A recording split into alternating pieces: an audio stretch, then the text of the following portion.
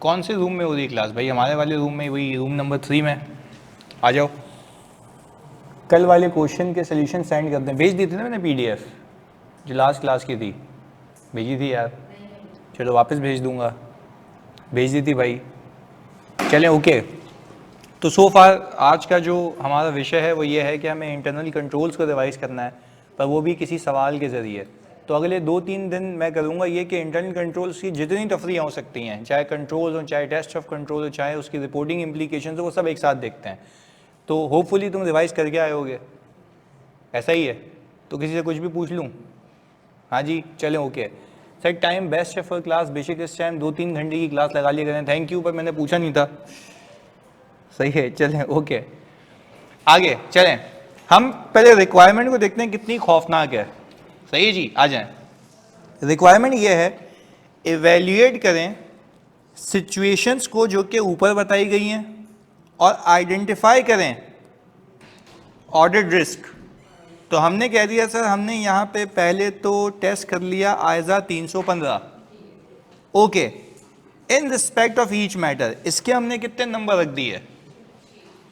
6 marks. आगे फिर हमने कहा for each order risk identified, जो तुमने ऊपर आइडेंटिफाई किया अगर वो गलत किया तो आगे भी गलत जाओगे। तो हमारे सवाल की थीम ऐसी है कि अगर आपने सीक्वेंस में गलत चीजें पिक की तो आगे आपके उसके रिस्पॉन्सेज भी गलत ही होंगे।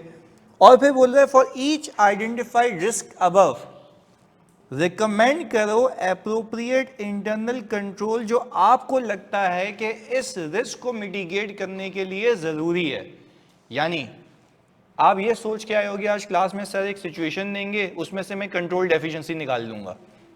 हमने बोला ये तफरीह नहीं है आज, हमने बोला दिमाग से खेलते हैं। पहले बोलते हैं रिस्क निकालो, और फिर देखो उस रिस्क के ऊपर इदारे ने क्या कंट्रोल लगाए होने चाहिए अगर तो रिस्क मिलता है। सही है? As the auditor you would expect management to have in place to mitigate the risk. मतलब आइडियली तो मुझे तुम्हें रिक्वायरमेंट समझानी भी नहीं चाहिए, जो कि अगली क्लास से मैं नहीं समझाऊंगा, पर ये सिर्फ उसके लिए कि भाई थोड़ा सा एक इतने दिनों बाद अपने शहर में वापस आया हूं तो इस खुशी में। सही है? इधर in respect of the increase in payroll cost, ऊपर जो भी होगा, explain the data analytics, I think आपके कोर्स का पार्ट है, ऐसा ही है ना, that you could perform to identify the reasons for the increase. सही है? कितनी रिक्वायरमेंट्स हैं? 3। हम चलेंगे पहली से, फिर दूसरी पे आएंगे, और फिर तीसरी पे। चलें, गेम कब दी? चलो भाई, जानबूझ के की है। आ जाए जी, शुरू करें, रीड करें। इसके लिए आपको दिए जाते हैं कुल मिला के 20 मिनट। मैं भेज देता हूँ व्हाट्सएप पे।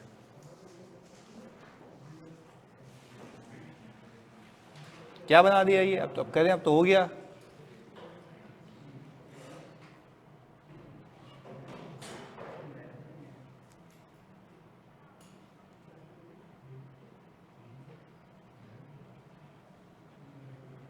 कल का सेशन अपलोड नहीं हुआ, वो मैंने भेज दिया था ना आपको, क्या बोलते हैं, यूट्यूब का।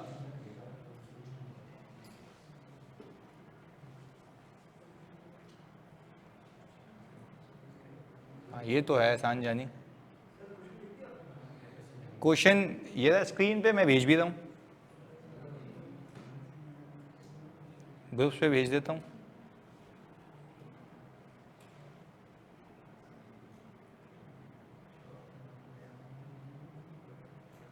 मैं भेज देता हूँ आज।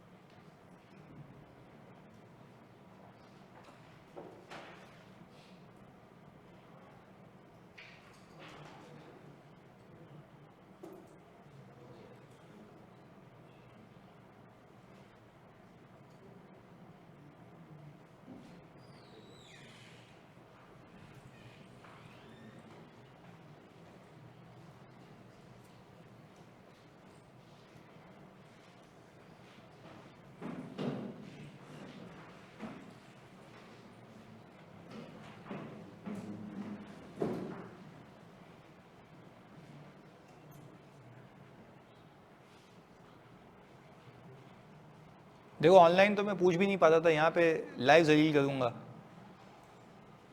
तो घर वाले पूछ रहे थे मुझसे आज खुश क्यों है इतना।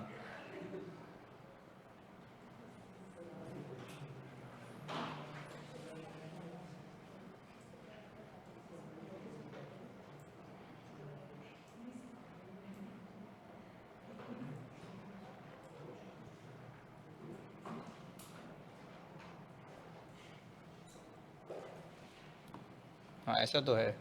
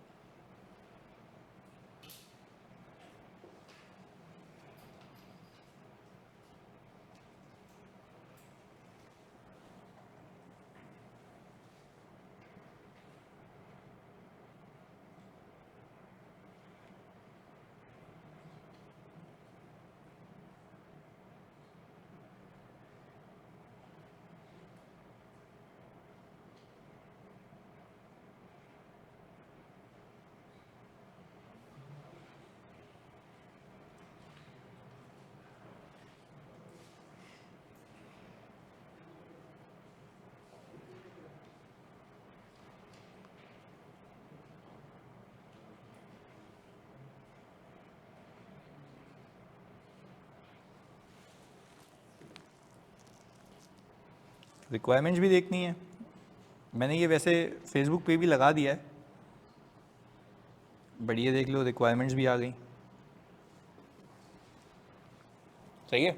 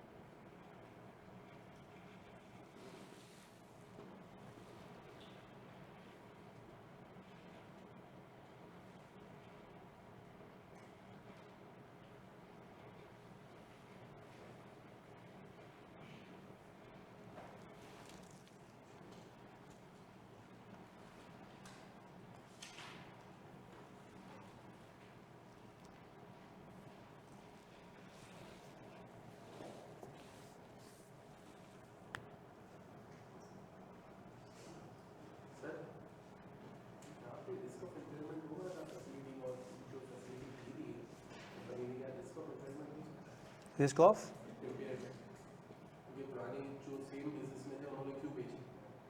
नहीं तो हो सकता है मजबूरी हो, मजबूरी का फ़ायदा भी उठाया जाता है ना। हो सकता है, हम अज्यूम करते हैं।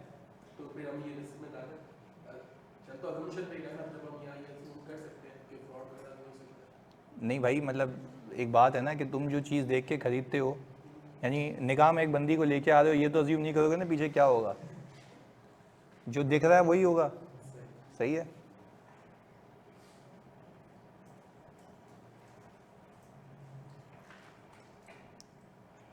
इनफिनिक्स हॉट भी आए हुए हैं, वालेकुम सलाम।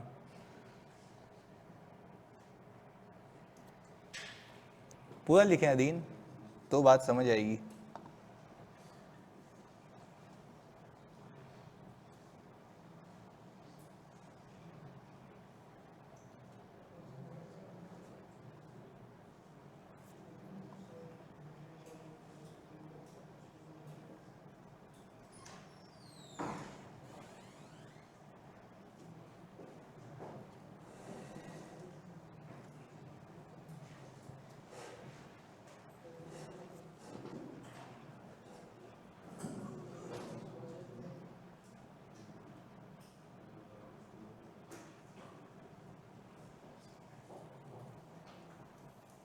नहीं, सर्विसेज तो परचेज नहीं किया नहीं।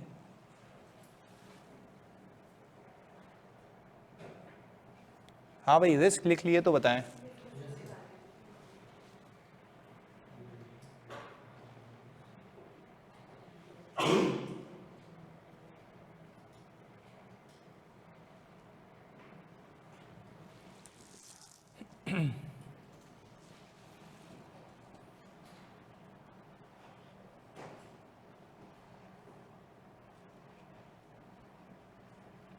नूर तीसरा गलत है, पहला दूसरा और चौथा सही है, पांचवा गलत है और आखिरी भी गलत है।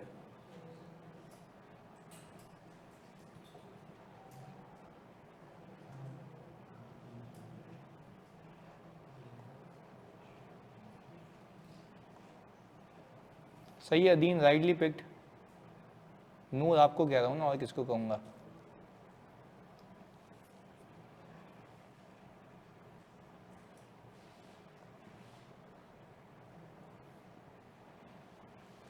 वालेकुम सलाम।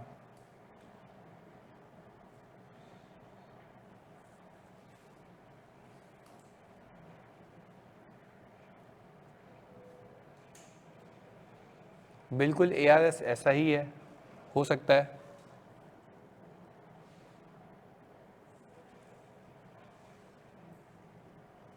अनुष्का पहला रिस्क बिल्कुल सही लिखा है और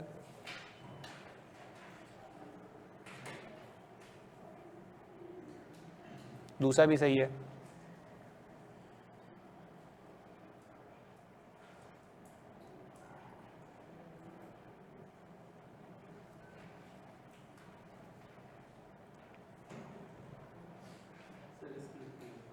रिस्क लिख ली है, ओके। फैसल ने भी लिख लिया है यहाँ पे। वैसे इनके रीड किए बगैर बता रहा हूँ उनको गलत या सही। पहला दूसरा असल सरफराज सही है, तीसरा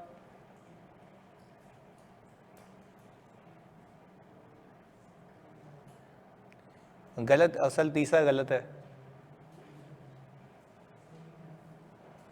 आयशा जो लिखा है वो सही है एक।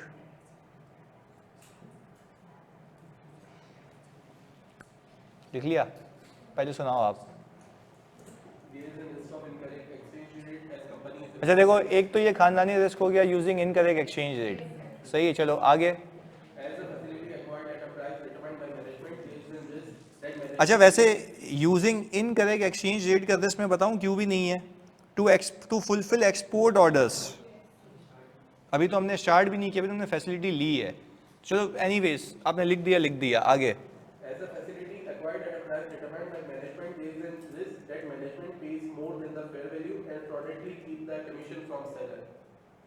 मतलब कमीशन वगैरह की बात तो नहीं हो सकती है, पर तुम ये कह सकते हो ओवर अंडर वैल्यूएशन का रिस्क हो सकता है। मतलब ये भी हो सकता है ना, मैनेजमेंट ने ज़्यादा पैसों में बोला कि हमें कमीशन दे देना। नहीं नहीं, ऐसा नहीं है। यहाँ पे जो रिस्क निकलता है ना, जो रेलेवेंट रिस्क है, वो रिलेटेड पार्टी का है। क्योंकि आपने कोई इंडिपेंडेंट वैल्यूएशन नहीं कराई और आपने अपनी प्राइस पे ही उसको करा दिया, तो यहाँ पे रिस्क ऑफ रिलेटेड पार्टी आता है, क्योंकि आपने इंडिपेंडेंट वो अलग से लिखा तो फिर सही है। ये तो आरपी का रिस्क किसने पिक किया था? 2 3 4 5, यहाँ पे भी कुछ लोगों ने लिखा था। आरपी का रिस्क कैसे आ रहा है मैं बता देता हूँ। आरपी का रिस्क कैसे आ रहा है, क्योंकि आप जब एक फैसिलिटी खरीद रहे हो और मैनेजमेंट अपनी प्राइस पे उसको खरीद रही है, उसको कोई चैलेंज करने वाला नहीं है, तो हम ये कह रहे हैं कि रिस्क है कि आपने इंडिपेंडेंट वैल्यूएशन कराई नहीं और जो मैनेजमेंट ने बोला उस पर वो खरीद लिया गया। देखो सामने वाला बंदा जो है वो बेवकूफ़ ऐसे ही बेच देगा, तो इसका मतलब ये है कि there is some sort of influence जो कि सोचने में मजबूर कर रहा है कि आपने इसको उस प्राइस पे खरीद लिया जो आपने खुद डिटरमाइन की है। तो इसमें ओवर वैल्यूएशन भी हो सकती है और अंडर वैल्यूएशन भी हो सकती है, but due to existence of related party, यानी कोई भी तीसरा बंदा आपसे फौरन नहीं मान जाएगा कि सही आपकी बताई हुई प्राइस पे मैं बेचने को तैयार हूं। हाँ, इसके लिए अगर सही मैकेनिज्म होता, वो क्या होता है, वो कंट्रोल्स में देखते हैं। सही है, आगे बताओ।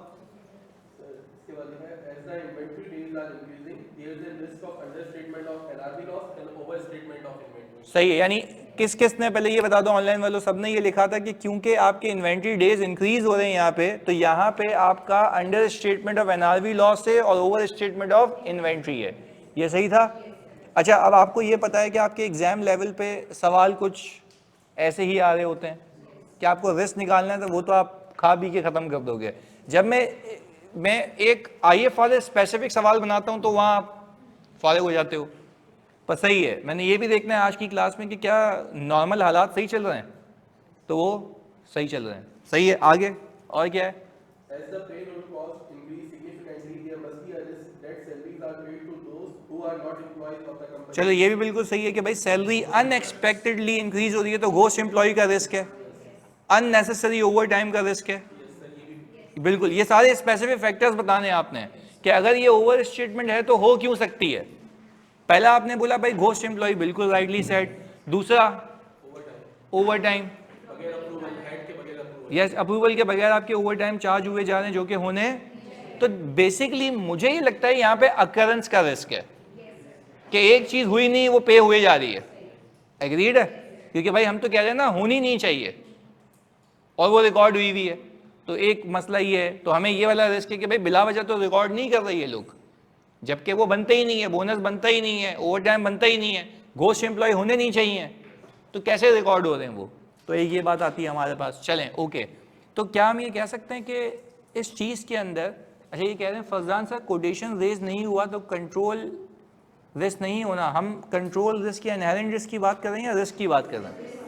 अगर इस सवाल में मैं और तफसील डाल दूं, मैं बोलूं भाई मुझे ये बताओ कि इनहेरेंट और कंट्रोल रिस्क में क्या क्या फ़र्क है, तो आप फिर बताएंगे मुझे। क्लियर है ना?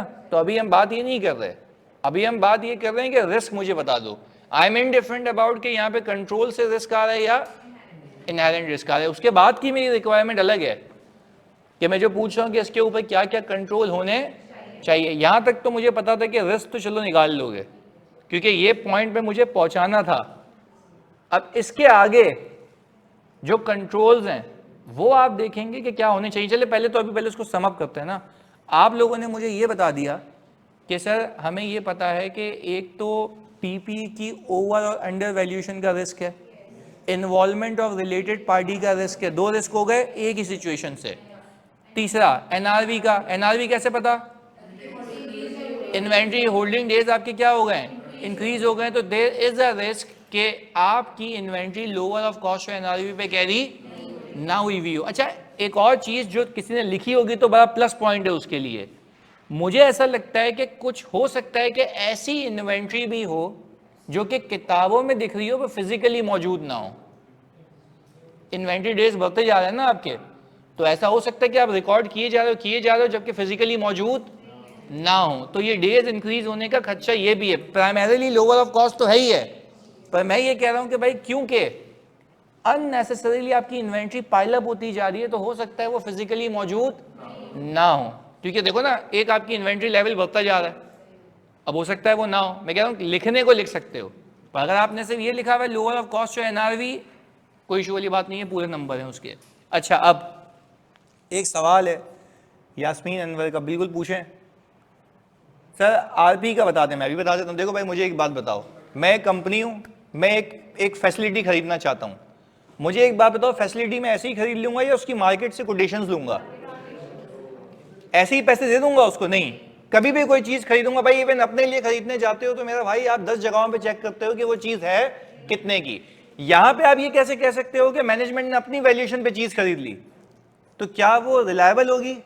नहीं। तो क्या उसमें इन्वॉल्वमेंट ऑफ रिलेटेड पार्टी का रिस्क हो सकता है? क्योंकि कोई चैलेंज ही नहीं कर रहा और सामने वाला बंदा कैसे राजी हो गया कि आपकी अपनी बनाई हुई वैल्यूएशन पे आपको चीज़ बेच के निकल गया? तो there is a risk of involvement of related party, क्योंकि यहाँ पे मैनेजमेंट उसकी वैल्यूएशन को बनाने में खुद इन्वॉल्व है। अलाइंड हो? यानी बात समझ आती है? This is where the RP is targeting.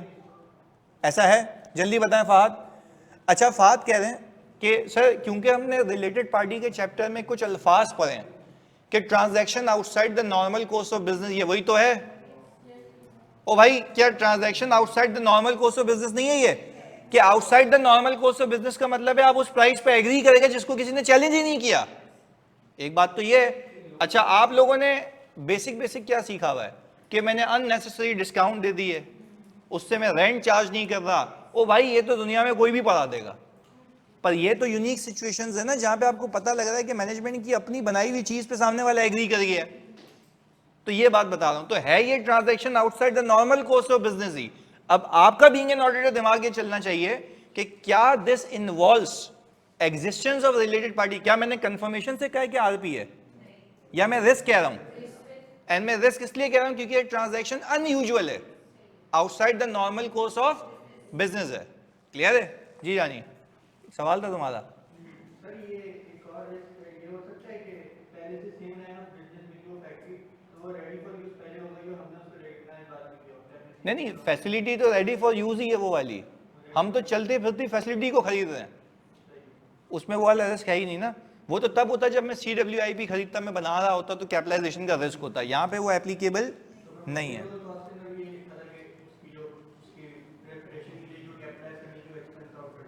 अब नहीं, इसमें वो नहीं है, इसमें तो बेसिकली सिर्फ ये है कि आपने वैल्यूएशन का रिस्क है कि ओवर अंडर वैल्यू ना हो चुका हो, क्योंकि हमारे पास और कोई तो चीज़ नहीं है ना, रेडीली फैसिलिटी अवेलेबल है, वो उठा के मुझे एक्सपोर्ट ऑर्डर वहाँ पे बनाना शुरू करना है। मसला सिर्फ किस चीज़ का है यहाँ पे? वैल्यूएशन का। अब 2-3 सवाल, एक मिनट रुकिएगा, फिर मैं इंटरटेन करता हूँ। सर फ्रॉड का रिस्क आ सकता है यहाँ? भाई देखो, जब आरपी इन्वॉल्व हो गई है तो फ्रॉड रिस्क तो है ही ना, कि आर्म्स लेंथ पे ना हो ईवीओ, उस वैल्यू पे ना, तो वैल्यूएशन का रिस्क मैंने वहीं से तो लिंक किया है। चलें, अच्छा एक एक यार सबने सुनना, देखो प्लीज जानिए इधर। सर इलेक्ट्रॉनिक कंपोनेंट बन रहा है कंपनी में और एम्प्लॉय भी ज्यादा हैं, सर जी चोरी होने का रिस्क होगा? ओ नहीं भाई, कहाँ निकल गया। इवैल्यूएशन में क्या लिखेंगे काइंडली, ये अभी हमें क्या इस्लामियत पढ़ रहे हैं? इवैल्यूएशन ही तो कर रहे हैं ना भाई। इवैल्यूएट करो एक एक सिचुएशन को, उस पर बताओ कि क्या क्या, और इवैल्यूएशन का मतलब क्या है? सवाल से सिचुएशन उठाओ और बताओ इससे रिस्क क्या आ रहा है। अभी जैसे यहाँ पे लिखा हुआ है, वैसे समझने के लिए यहाँ पे लिखा हुआ है ना, to fulfil export order company acquired a production facility price of which has been determined by the management. This creates a risk of existence of undisclosed related party. Related party नहीं, undisclosed related party. This might involve existence of related party. तो ऐसे link करना है ना, तो ये evaluation ही तो हुई। And as a result PP might have been acquired at a price higher और lower than the actual price. ये आपका रिस्क हो गया। तो यही तो एक एक को इवैल्यूएशन होती है। जैसे हमने पिछली क्लासेस में किया था, आपको याद होगा सर, आप गवर्नमेंट ग्रांट पर निकल गए थे, तो वो आपकी इवैल्यूएशन क्या थी? गलत थी। तो हमने भी तो यही कहा कि इवैल्यूएट करने का मतलब ये है कि इस चीज से मसला क्या हो सकता है, अकाउंटिंग इशू क्या हो सकता है, ऑडिट इशू क्या हो सकता है, रिस्क क्या हो सकता है, सब आता है उसके अंदर। क्लियर है भाई, बात समझ आती है? अच्छा भाई एक सवाल है, पूछें जल्दी से। इम्पेयरमेंट ऑफ पीपी का रिस्क, भाई मुझे बताओ यहाँ पे कोई इंडिकेशन है? क्या हम ये कह रहे हैं पिछली फैसिलिटी बंद हो गई है, या मैं एक्सपोर्ट ऑर्डर के लिए एडिशनल ले रहा हूँ? अगर ये होता कि मैं पुरानी फैसिलिटी को इस फैसिलिटी से सब्स्टिट्यूट कर रहा हूँ, तो आप कहते हैं कि पुरानी फैसिलिटी की इम्पेयरमेंट का रिस्क है। हम तो अननेसेसरी सोच ही नहीं रहे। मैंने शुरू यहाँ से, तुम्हारा भी ये सवाल था इम्पेयरमेंट वाला? नहीं, उसका भी था ना, इसलिए कह रहा हूँ इधर। तो हम ये कह रहे हैं कि भाई ये आप देखो तो, to fulfil export orders, I am not saying कि I am replacing my current facility. कौन सा? ओहो, ये तो अंग्रेजी का मसला है ना जानू। वो कह रहा है जहां मैं अपनी फैसिलिटी लेके बैठा हुआ हूं, वहां से गली से निकल के कोने पे दूसरी फैसिलिटी है, उसको खरीदना चाह रहा हूं, तो इससे इम्पेयरमेंट का क्या रिस्क है? अबे मैं ये तो नहीं कह रहा ना कि गली के पीछे वाली फैसिलिटी को बंद करके वहां मर जाऊंगा जाके। ये भी चलती रहेगी, वो भी चलती रहेगी। कभी यहां बैठ जाना, कभी वहां बैठ जाना, जहां तुम्हें मजा है। सही है भाई, मैं ये कह रहा हूं कि क्या यहाँ पे फैसिलिटी बंद कर रहा हूं क्या मैं? कितने प्यार से समझा रहा हूं, देखो सिंपल सिंपल के वो भी चल रही है, ये भी चल रही है। भाई क्लियर है, इम्पेयरमेंट का रिस्क नहीं है जी। तो दूसरा जो बेच रहा है भाई, उसकी कोई मजबूरी होगी, या मैंने उसको पैसे दिए होंगे ज्यादा। भाई ऐसे तो ये मेरे ख्याल से ये मार्केट में मोबाइल लेने जाएगा, तूने खरीद लिया मोबाइल, तेरे पास एग्जिस्टिंग मोबाइल पड़ा हुआ है जेब में, तू बोलेगा कंधे पे हाथ रख के भाई बेच क्यों रहा है? कोई तफरी, मतलब कोई तकलीफ है? इम्पेयर्ड है तेरा मोबाइल, क्यों बेच रहा है? भाई पूछोगे उससे या खरीद लोगे? हाँ, खरीदने के बाद कोई डिफेक्ट निकले तो तुम्हारा मोबाइल क्या है? इम्पेयर्ड है। अभी खरीदी है नहीं, बातें चल रही हैं, वो बोल रहा है भाई न्यू फैसिलिटी ला रहा हूँ ताज़ी ताज़ी जो एग्जिस्टिंग चलती हुई हालत में है। अबे इम्पेयरमेंट लाजमी क्यों घुसानी है? एक बार सोच लिया तो मतलब नहीं है तो नहीं है। ये क्या तफरी है कि भाई जानबूझ के इम्पेयरमेंट चाहिए? भाई सीधी सी बात है, एग्जिस्टिंग जेब में मोबाइल लेके घूम रहे हो, मार्केट में मोबाइल लेने गए, वो जो नया मोबाइल मिल रहा है उससे लेते हुए उससे ये तो नहीं बोलोगे जानी इम्पेयर तो नहीं था, तो नहीं बेचा तू मुझे। भाई खरीदना तो खरीदना है। इम्पेयरमेंट कंडीशंस होती हैं, इंडिकेटर्स होते हैं। क्या इसमें कोई इम्पेयरमेंट इंडिकेटर है? क्या पुरानी फैसिलिटी फारिग है? हाँ या नहीं? क्या न्यू फैसिलिटी फारिग होते हुए दिख रही है? तो हमारी कोई इम्पेयरमेंट रिस्क नहीं है। अब देखो यहाँ पे अब्दुल अजीम खान कह रहे हैं स्टॉक डेज के इंक्रीज होने से इम्पेयरमेंट नहीं होगी। अबे एनआरवी लॉस है ना, वो वहां पे आ गया ना। सही है, ओके जी, चलो ये बात समझ आ गई। सर आपने पिछले सवालों में ऐसा घुमाया था, मैंने 2 दफा पढ़ा कि कोई और गेम तो नहीं डाली होगी आपने, तो सही है ना। भाई देखो मैंने एक चीज सोची, सुनो सुनो सुनो, मैंने एक चीज सोची बड़ी अहम। मैंने कहा देखो पास पेपर कराने से कुछ हासिल नहीं था, नई नई सिचुएशन कराएं तो बात बनती है ताकि रिक्वायरमेंट्स आपको समझ आए। मैं आज मेरे को एक बच्चे ने कहा भी, मतलब इस्लामाबाद में भी था, वहाँ पे कह रहे हैं सर हम एक ऑडिटोरियम बुक करा लेते हैं, बोले हम अपने खर्चे पे कराएंगे, उल्टा आपको पैसे भी देंगे कि बोला ऑडिटोरियम में हमें पूरा ऑडिट रिवाइज करा दें शुरू से लेके आखिर तक। मैंने कहा हासिल ही नहीं है कुछ, तुमने पूरी क्लासेस ली हैं? उसने बोला हाँ। मैंने कहा प्रैक्टिस कर पास हो जाएगा। मैंने कहा आज भी मैं अगर पूरा कोर्स रिवाइज कराने बैठ जाऊँ ना, मैं रिवाइज भी करा दूँ तब भी फेल हो जाओगे। अगर तुमने पास करना है तो तुम्हें प्रैक्टिस करनी है, नए सिनेरियोज देखने। बस मेरा मानना है ये, मैं तभी अगेन एंड अगेन इस चीज पे एम्फेसाइज कर रहा हूँ कि भाई रिवीजन इसके साथ हो जाएगा, पर ये भी प्रॉमिस कर रहा हूँ कि रिवीजन करा के जब मैं तसल्ली बख्श हो गया ना, मैं आखिरी के 2 दिन पूरा ऑडिट रिवाइज करा दूंगा आगे। दैट्स इट, आपका पूरा कोर्स भी रिवाइज हो जाएगा, पर पहले एप्लीकेशन सीख लो उसकी। सही है जी।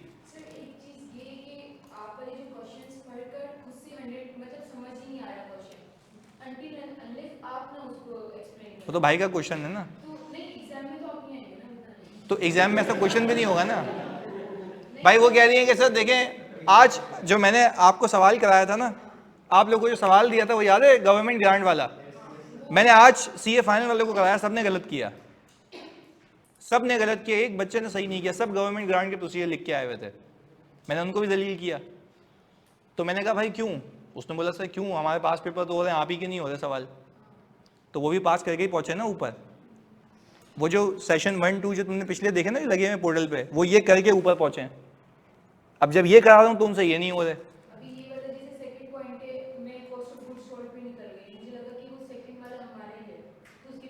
तो ये तो आपकी गलती है ना, इसमें मैं क्या कर सकता हूँ? तो प्रैक्टिस इसी का नाम है ना कि आपकी थिंकिंग एबिलिटी सही जगह पे रिस्ट्रिक्ट हो जाए, आखिर तक चलती रहेगी। देखो एक बात है ऑडिट के पेपर में, सुनना जानी जल्दी से, एक बात सिखा दूं, ऑडिट के पेपर में आप मल्टीपल तीर चलाएंगे, सही जगह पे सही लगने चाहिए। बता रहा हूं यही तो है, यही मैक्सिमम सही होना चाहिए, नॉट 100%, मैं कह रहा हूं मैक्सिमम, क्योंकि it's very subjective paper. Very subjective का मतलब समझते हो, उसके दिमाग में कुछ भी आ सकता है, कुछ भी पूछ सकता है। तो हम क्या कर रहे हैं, हजारों सिचुएशंस को टैकल कर रहे हैं, कोई तो लगेगी। जैसे पिछली बार 2 लगी थी, एनालिटिकल और आईटी जनरल कंट्रोल्स, सिंपल। इस बार भी करेंगे कुछ ना कुछ, वो भी तो देखता होगा ना सेशन, है ना कहीं तो देखेगा ना, तो इसलिए कह रहा हूँ। और जिस बुक से वो बनाता है वो बुक भी है हमारे पास, हमें पता है। वो तो ये तो खैर तो गेम है ना, ये तो सुने, तो वो वहां तक महदूद है, मुझसे ऊपर जा चुके हैं। तो करा तो रहा हूँ, मुझे पता है ना। तो मैं ये वाली चीज़ें तो मेरी खुद की बनाई हुई है, मैं किसी बुक को फॉलो नहीं करता, पर उस बुक की चीज़ें मेक श्योर करता हूँ कि सवाल में एक एक एडजस्टमेंट डाल दूँ। नहीं तो फायदा नहीं है ना, आप फिर उस बुक को बेंचमार्क बनाओगे, हो सकता है वो बुक को चेंज कर ले इस बार, फिर आप बोलोगे सर वो तो किताब पढ़ के गई थी, उसमें तो कुछ आया नहीं। सही है, तो खैर हम जरा इस चीज़ को फॉलो कर लेते हैं। जल्दी बताओ जानी, यहाँ तक के रिस्क क्लियर है? पक्की बात है। अच्छा माशाल्लाह से अभी तो सवाल की पहली रिक्वायरमेंट है, सही है, आगे चलते हैं, चलें प्लीज प्लीज प्लीज। अभी भी बताते हैं आयशा। अच्छा हम कंट्रोल्स पे आए अभी नहीं? अच्छा फिजा कह रही है सर आरपी के लिए कंट्रोल ये होंगे, कंट्रोल की अभी हमने बात नहीं की, आ जाएं जी। अच्छा in relation to inventory you also noted payroll cost, payroll की भी बात कर ली हमने, ओवर टाइम वगैरह के रिस्क खत्म हो गए, यानी हमने कितने रिस्क निकाले? 4 आरपी का एक ही में था तो वो एक ही है वैसे ऊपर, सही है। वैल्यूएशन का आरपी रिलेटेड, दूसरा इन्वेंट्री, तीसरा पेरोल। पेरोल में भी घोस्ट एम्प्लॉई। अच्छा, अब आपके पास अगले 10 मिनट हैं, मुझे 10 मिनट में आप पहले रिस्क के अगेंस्ट में, वैल्यूएशन के अगेंस्ट में आप बताओ कंट्रोल क्या लगाने चाहिए थे इदारे को, और फिर जलील होने आ जाओ क्योंकि ये तुम गलत लिखोगे। आओ जल्दी, लिख लिया है? अभी रुको रुको रुको रुको रुको, बाकी सब लिख लें। ईशा कह रही है पहला क्वेश्चन जो सॉल्व हो गया, पूरा क्वेश्चन सॉल्व नहीं हुआ अभी, रिक्वायरमेंट्स अभी बाकी हैं, पहला पार्ट सॉल्व हुआ है, सेकंड रिक्वायरमेंट ये रही।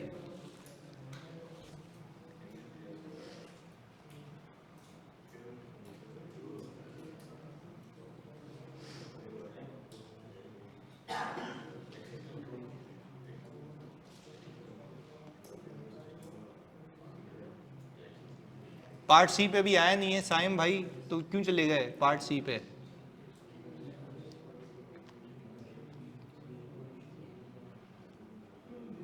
ओके देख लेते हैं जानी।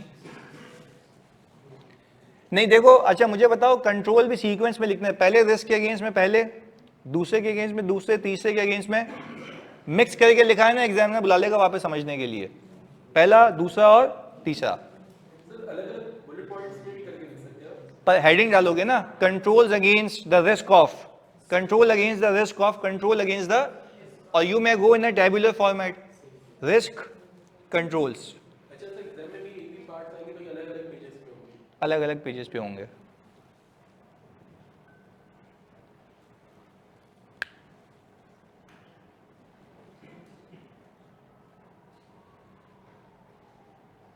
वेरी गुड अस्मा, बहुत अच्छा लिखा है पहले कंट्रोल्स, वेरी गुड।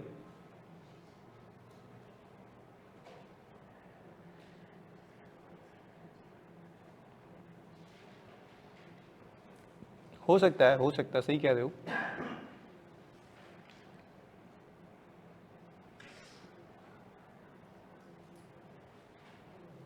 सही है फिजा, ये लिख सकते हैं जो आपने लिखे, इसमें एक दो और डालने हैं। अच्छा मिसबा, मैं वैसे रीड कर रहा हूँ।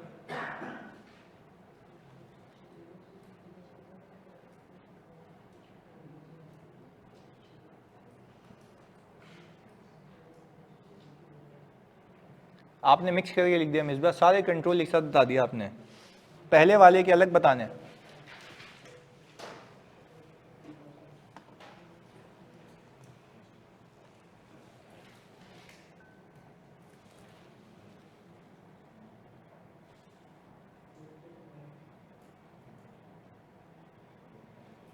प्रोसीजर एंड कंट्रोल के बीच में कंफ्यूज हो रहे हो।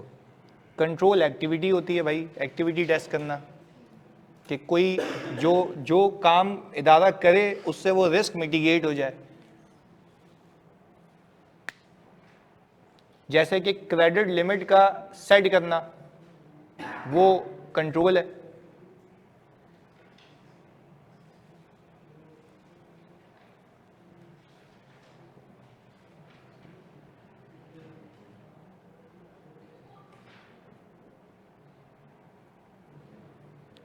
हुजैमा ये बड़ा एक हाई लेवल लिखा है तुमने, और भी तो होंगे।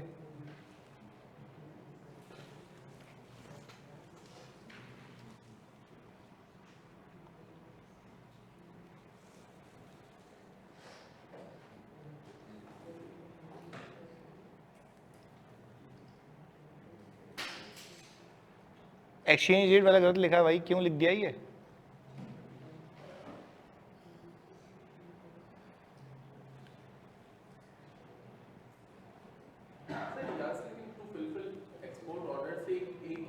टू फुलफिल एक्सपोर्ट ऑर्डर का, पुराने ऑर्डर्स हो गए और अब और ज्यादा आ रहे होंगे। टू फुलफिल एक्सपोर्ट ऑर्डर का मतलब ये कि भी एक्सपोर्ट ऑर्डर आए उसके लिए खरीद रहा हूँ। सही है।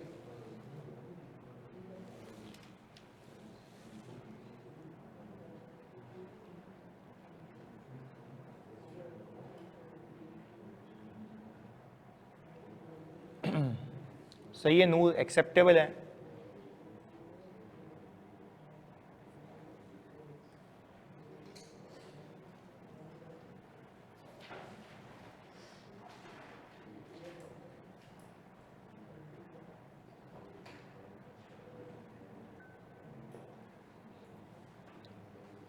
अजीब अच्छे लिखे कंट्रोल्स।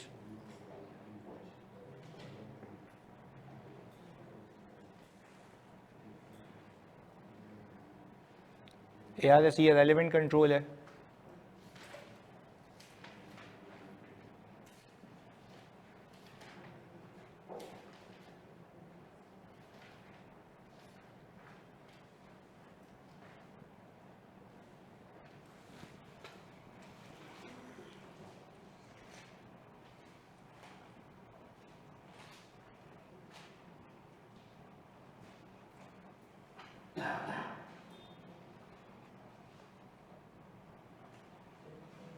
अच्छा आयशा खानम, आपने जो है ना बिल्कुल जो है जेनरिक प्रोसीजर लिखे हैं, मतलब जेनरिक कंट्रोल लिख दिए हैं, ओवरऑल स्पेसिफिक टू सिचुएशन लिखने हैं।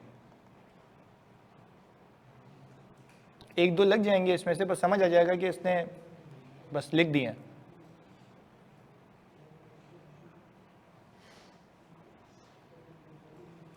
फिजा सही लिखे हैं कंट्रोल्स।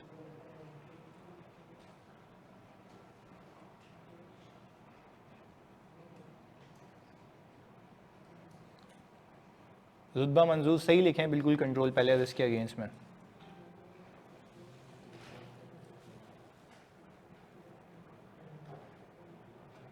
ये बिल्कुल अच्छा लिखा है अफरीदी, बिल्कुल अच्छा लिखा है कंट्रोल। हाँ भाई लिख लिए कंट्रोल्स, सुनाओ। To mitigate the risk of related party transactions, ये heading है, उसके नीचे लिखा है disclosure of related parties at the time of appointment and board meetings by key management personnel and directors, and review of related party transaction by audit committee to verify commercial substance and arms and traces of each related party transaction। नहीं देखो, तुमने कहा कि review of related party transactions ना, तो वो तो हमें आइडेंटिफाई करनी है ना कि रिलेटेड पार्टी है या नहीं है। तो ये बता रहे हैं कंट्रोल्स के पर्सपेक्टिव से कि इदारे ने क्या कंट्रोल लगाने चाहिए।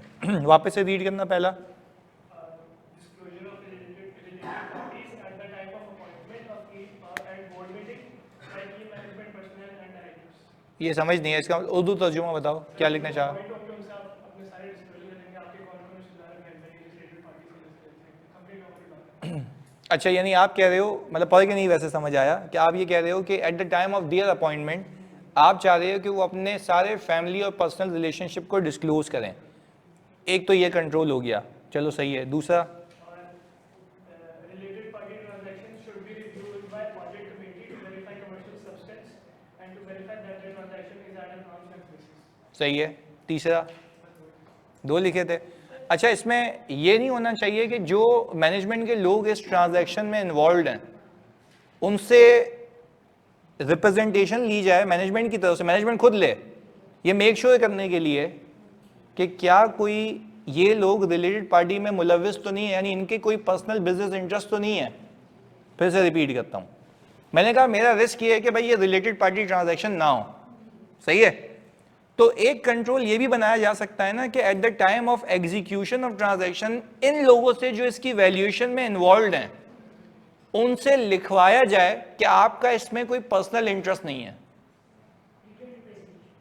हम लोग नहीं लेंगे, ये मैनेजमेंट का अपना कंट्रोल होगा। और फिर आपको याद होगा मैंने सिखाया था आपको कि एक चौरंगी एक बंदा है जो कि रिलेटेड पार्टी ट्रांजैक्शंस को एक जगह नोट करता है। तो क्या वो बंदा एज अ कंट्रोल ये देख सकता है कि those who are involve in the transaction do not have any relationship with the company with whom the transaction is being conducted। यानी उस बंदे की कंट्रोल है ना ये कि यार एक बंदा जो है जो ऑल टुगेदर इस ट्रांजैक्शन में मुलविस है। तो एक हमने इंडिपेंडेंट बंदा लगाया था जो कि रिलेटेड पार्टी की लिस्ट को क्या कर रहा होता है, मेंटेन कर रहा होता है। तो क्या वो उसकी जिम्मेदारी होती है मेक श्योर करने की कि जितनी भी ट्रांजैक्शंस हैं वो उस जगह पे रिकॉर्ड करे। तो उसको एवेल्युएट करना चाहिए ना कि क्या ये transaction with the related party तो नहीं है, वो शीट में से देखेगा जाके जो कि उसने मेंटेन की हुई होगी थ्रू आउट द पीरियड। फिर इनकी वाली बात कि कंट्रोल ये भी तो है ना कि इदारे ने एक मैकेनिज्म बनाया हुआ है कि जब भी कोई बंदा कंपनी का डायरेक्टर बनता है तो वो डिस्क्लोज करता है अपने फैमिली और पर्सनल रिलेशनशिप, अपनी होल्डिंग्स जहाँ जहाँ उसने की हुई हैं। पहले बताओ यहाँ तक अलाइंड हो, आपने क्या लिखा था, बताओ बताओ क्या लिखा था अलग। अच्छा सॉरी एक और चीज यहाँ पे बात काट के, ये तो आरपी वाला हो गया ना, फिर पीपी की वैल्यूएशन के लिए आपने कोटेशन रेज करनी है। ये कितने लोगों ने लिखा था, वेरी गुड। कोटेशन रेस करने वाला तो बिल्कुल लिखना चाहिए कि भाई वो होना चाहिए। अच्छा, इंडिपेंडेंट वैल्यूएशन करानी चाहिए, इंडिपेंडेंट वैल्यूअर से हम कराएंगे या मैनेजमेंट? तो ये मैनेजमेंट का कंट्रोल होना चाहिए कि before entering into this type of transaction उसने क्या कराना था, वैल्यूएशन करानी थी। ये लिखा था उदय?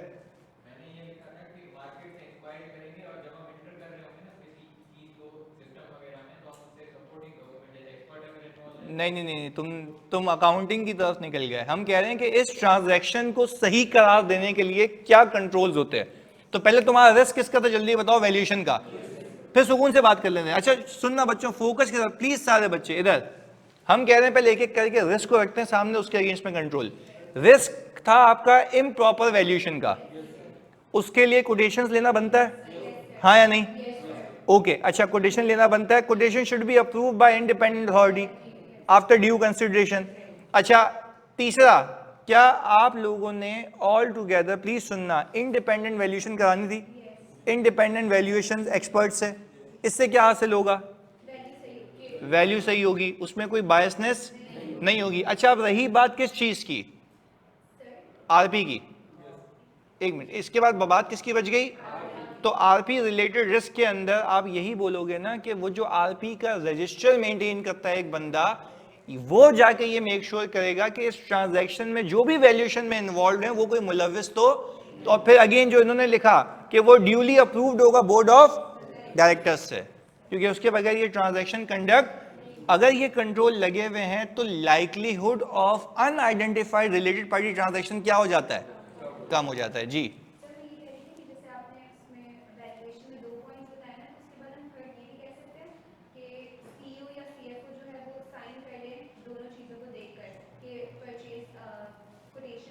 अच्छा, CFO is itself is the management का बंदा, आई थिंक ऐसा है, सीएफओ मैनेजमेंट का बंदा है। तो आरपी ट्रांजैक्शन के लिए किसको अप्रूव करना चाहिए, दो शावेद के बंदे को। अगर ये बात वो होती है ना, पेमेंट हो रही है तो उसके चेक की साइनिंग की वो है। हमें यहाँ पे पेमेंट से मसला है या उसकी वैल्यूएशन से? तो हम तो कह रहे हैं इंडिपेंडेंट वैल्यूअर की रिपोर्ट होनी चाहिए। हाँ बीओडी की अप्रूवल होनी चाहिए। जी सर अगर सवाल में मेंशन हो कि ये सेठिया कंपनी है तो उसमें तो आरपी का रिस्क ही नहीं आएगा। तो अभी क्यों नहीं आएगा? सर मैं रिस्क क्यों है कि शेयर होल्डर को कोई गलत चीज ना मिले। अब वहाँ पे सेट और मैनेजमेंट जब एक ही बंदा है तो वो अपने लिए सही फैसला ही करेगा। नहीं ना, तो अपनी बहन की कंपनी से कर रहा है, अपने भाई की कंपनी से कर रहा है, अपने बेटे की कंपनी से कर रहा है, फिर नहीं तो उसको फायदा पहुंचाएगा ना। मालिक को तो फायदा ही है ना, मालिक को अपना नुकसान नहीं कर रहा ना। मैं बताऊं किसी और को मैं बताऊं नुकसान मैं बताऊं उसकी मर्जी। मैं बताऊं आपके कंपनी के स्टेक होल्डर्स क्या सिर्फ ये मालिक होता है, ये टैक्स अथॉरिटीज भी होती हैं। कल को आप ये फ्रॉड करके अपनी कंपनी की वैल्यूएशन ऊपर करके बेच के निकल जाओ फिर, तो are you going to associate your name with such type of company that is doing fraudulent transactions? नहीं, सही है जी।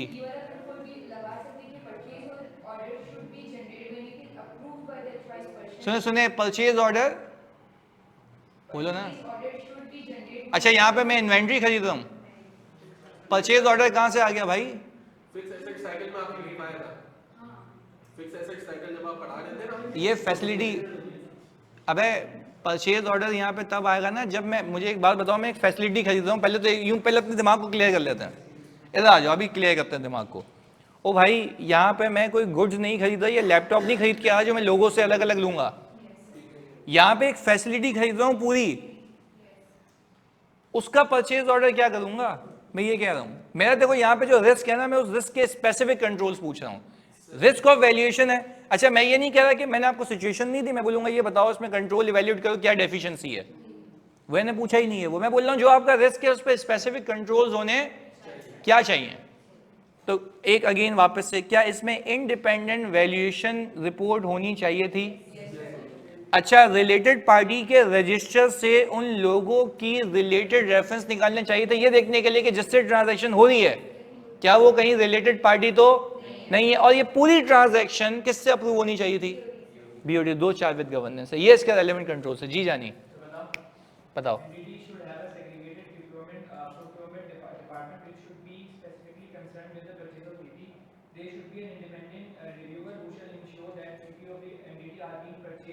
at market terms by inspecting independent valuers report Further, the sale agreement should also be reviewed and authorized. अच्छा तुमने PP लिखा हुआ है ना, PP को स्पेसिफिक कर दो अपनी मैन्युफैक्चरिंग फैसिलिटी से, क्योंकि देखो यू डोंट नीड, मैं वैसे बता रहा हूँ ऑनलाइन वालों सुनना, यहाँ पे जब हम कह रहे हैं ना पीपी पीपी पीपी, तो उसको तुम अपने एरिया स्पेसिफिक करो कि सही है भाई, कि सही है प्रोक्योरमेंट डिपार्टमेंट है एक, फिक्स एसेट डिपार्टमेंट है एक, but that department will make sure कि हमारी वैल्यूएशन प्रॉपर हो, इंडिपेंडेंट वैल्यूअर से हो, तभी जाके अब फिर बोलो कि purchase order for the acquisition of facility raise हो सकता है, अदरवाइज नहीं। अब आप जेनरिक लिखो कि मैं परचेज ऑर्डर रेज कर लूंगा, वो बोलेगा भाई ये पीपी की बातें लिख के आ रही है, आप उसको स्पेसिफिक टू सिचुएशन क्यों नहीं करते? सही है, आगे बताओ। Further, the sale agreement shall also be reviewed and authorized by BOD of the entity. Internal audit committee shall also regularly and timely review the reports and agreements. वापस बोलना है ये, और committee वाला. हाँ ये वाला पूरा। Further, the sale agreement shall also be timely and regularly reviewed and authorized by BOD of the entity. Internal audit committee shall also regularly and timely. अच्छा देखो, ये जो ट्रांजैक्शन है ना, तुमने कहा बीओडी अप्रूव करेगा एग्रीमेंट, एग्रीमेंट बीओडी अप्रूव नहीं करता। अगर ये ट्रांजैक्शन रिलेटेड पार्टी ट्रांजैक्शन है तो फिर सारी चीजें लेके जाके बीओडी अप्रूव करेगा, इसलिए हमने कहा आगे एग्रीमेंट वगैरह रिव्यू. बीओडी इतना फायदे कि एग्रीमेंट रिव्यू करेगा। एक बात है, बोर्ड ऑफ डायरेक्टर्स हैं, वो बोर्ड है, डायरेक्टर्स हैं वो, उनके पास तो ऑडिट कमेटी लेके जाती है समरी, और उसके पास भी समरी जाती है, इंटरनल ऑडिट डिपार्टमेंट पूरी बनाता है, उसको देता है, फिर ऑडिट कमेटी इसको अप्रूव करती है, रेफर करती है किसको, बोर्ड को। क्या आप देख लें, ये है क्लियर है? आगे यही लिखा था। अच्छा अब एक मिनट, यहाँ पे एक दो चीजें देख लेते हैं। अदीन कह रही हैं एथिकल, प्लीज जानी बातें नहीं इधर देखना, इधर अदीन कह रही है कि controls ethical code disseminated to the employ enforce, यानी उन्होंने कहा भाई कोड ऑफ कंडक्ट डिसएमिनेट हुआ हुआ हो, जो कि ये बता रहा हो कि आपने आरपी ट्रांजैक्शन आपको देखे तो आपको बता देना चाहिए। रेलेवेंट कंट्रोलर लिख सकते हैं क्योंकि आइडेंटिफिकेशन ऑफ आरपी पे बात हो रही है, सही है। Existence of whistle blowing mechanism ये लिख सकते हैं, बिल्कुल लिख सकते हैं। ये तो आप सीधा सीधा वहां से उठा के छाप सकते थे, ये बिल्कुल सही लिखा है इसने। Existence of whistle blowing mechanism, यानी आप एक विसल ब्लोइंग मैकेनिज्म बना दें जिसमें कोई भी ईमेल एनोनिमस के नाम से आएगी और वो बोलेगा कि भाई ये आरपी ट्रांजैक्शन में मुलव्विज़ है, ये उसकी अपना पर्सनल इंटरेस्ट है, तो ये भी तो आपको हेल्प करेगी ना आइडेंटिफाई करने में undisclosed related party transactions. Clear है? अच्छा भाई ऑनलाइन मतलब बने रहना, सबने सुनना है। अच्छा देखो, फिर जिसने अगर गलत किया ना तो वो खुद समझ ले कि भाई उसमें ये मिसिंग है। कितने लोगों ने मिस की ये चीज़ें, विसल ब्लोइंग वाली, और ये जो इन्होंने लिखा है कि क्या बोलते हैं कोड ऑफ कंडक्ट डिसएमिनेट हुआ होना चाहिए, ये जनरल कंट्रोल यहाँ पे बताने होते हैं। देखो आप आरपी की आइडेंटिफिकेशन के लिए कर ही क्या सकते हो, यही तो चीजें हैं कि आपने एक मैकेनिज्म बनाया हुआ है, कोई भी रिपोर्ट कर दे सस्पिशियस ट्रांजैक्शन तो वो ऐसे ही तो पता लगेगा। और फिर उसके बाद ये जो इन्होंने बोला कि भाई अप्रूव करेगा बोर्ड ऑफ डायरेक्टर, एक बंदा उसको जमा करेगा, ये वाली बात है। क्लियर है? तो अब देखो वैसे एक बात है, इस पूरी सिचुएशन के अंदर आपका पूरा रिलेटेड पार्टी के कंट्रोल का एरिया भी टेस्ट हो गया है ना। तो कंट्रोल मींस कि किसी स्पेसिफिक हेड पे वही आरपी भी आ सकता है, हो सकता है आगे जाके मैं आपको जर्नल एंट्री के ऊपर कंट्रोल्स पूछ लूं, तो वो ये मिक्स स्टैंडर्ड चल रहा है ना, तो आपको याद होना चाहिए अच्छा यार ये एरिया यहाँ से आया। हो सकता है आपका सवाल आए एग्जाम में और वो बोले कंट्रोल्स बताओ क्या क्या होने चाहिए, उसमें आरपी वाला आ जाए, तो आपको बाकी सब भूल के उस बीच वाले डब्बे पे फोकस करना। मुझे याद आ रहा है बीच वाला डब्बा था, वो 3 थे ना, कि आप पहले पिछली वाले को इस वाली ट्रांजैक्शन से कंपेयर करते हो और फिर बीच में डब्बा आता है कंट्रोल्स होते हैं और फिर डॉक्यूमेंट्स की इंस्पेक्शन होती है। कितने थे? ये बीच वाला डब्बा है, सीधा सीधा कॉपी पेस्ट करना था यहाँ पे। अब फिर आप बोलते हो कि सर मुझे बताएं वो थ्योरी क्या याद करें। अबे यही तो थी वो मुसीबत। पर कहने का मतलब है वो मेमोराइज होगी तो लिखोगे ना। तो मैं ये नहीं कहता कि रट्टा लगाओ, मैं कहता हूँ आपको याद होना चाहिए कि ये बातें हम लिख सकते हैं। क्लियर है? You need to identify the situation कि यहाँ पे ये अप्लाई हो सकता है। चलें, अदीन वेरी वेल रिटन। आगे clear guidelines for RP transaction approval, क्या ये सही लिखा हुआ है कि आरपी की ट्रांजैक्शन होगी तो ये इस मैकेनिज्म से अप्रूव होते हुए जाएगी, इसके अलावा ये ट्रांजैक्शन नहीं हो सकती। अच्छा, periodic review by internal audit function, अच्छा यहाँ तक तो उन्होंने सही कर दिया, बाकी आगे के बताए हुए थे। यहाँ तक अलाइंड है हम? पक्की बात है, ऑनलाइन में तो जल्दी बता दो यहाँ तक अलाइंड है सारे बच्चे प्लीज। अभी ये बायोमेट्रिक कौन आ गया? एक minute, to ensure salary payments are made to officially appointed employ. अच्छा वो एम्प्लॉय पे निकल गई है कि जरा वो अलग टेंजेंट पे चल रही है। अच्छा पहले वापस से पूछ रहा हूं मैं सारे बच्चों से, ऑनलाइन वालों प्लीज खुदा के वास्ते बताओ कंट्रोल्स एग्री हैं हमारे पहले वाले के, जल्दी से, फिर आगे चलते हैं। खाली अलाइन करो अपने आंसर्स को, सही है। और अगेन मैं ये भी कह रहा हूं कि आप ये पोस्ट करेंगे वो चेक हो भी रहे हैं, जो नहीं हुए वो भी ट्रैक करो, वो भी चेक होंगे, वो मसला नहीं है, सही है। सर कंट्रोल जनरल बताने हैं या स्पेसिफिक ऊपर वाली ट्रांजैक्शन पे? तो हमने जो अभी इन्होंने बताया वो स्पेसिफिक ही थे। भाई आपका रिस्क क्या था? अनडिस्क्लोज। तो ये जितने भी इन्होंने कंट्रोल्स बताए वो अनडिस्क्लोज रिलेटेड पार्टी के ऊपर ही होते हैं। पर इसमें एक चीज तुम्हें अपनी लिखनी थी कि वो वैल्यूएशन वाली, कि इंडिपेंडेंट वैल्यूएशन होनी चाहिए थी इसकी। तो यानी अगर मैं कंक्लूड करूं समअप करने के लिए, मेरे बच्चों सुनना, तो क्या मैं ये समअप करूं उसको कि मेरे यहां पे दो कंट्रोल आने चाहिए थे, एक पीपी से रिलेटेड कुछ और आरपी के, तो ये दोनों का ब्लेंड था। डन है?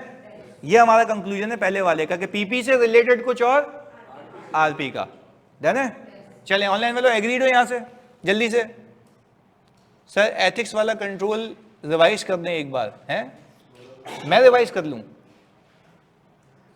सर आरपी के लिए एमआईएस का कंट्रोल भी लिख सकते हैं ना, वो लिखा है ना उन्होंने लिखा तो है कि एक रिलेटेड पार्टी का एक बंदा जो है वो रजिस्टर बनाता हो, कहां से देख के? इन्वेस्टमेंट रजिस्टर से देख के और डायरेक्टर्स की डिक्लेरेशन से देख के, वो लिख सकते हो सब, क्योंकि आपका रिस्क है अनडिस्क्लोज आरपी का। तो अनडिस्क्लोज आरपी पे जितने कंट्रोल बन सकते हैं सब लिख लो।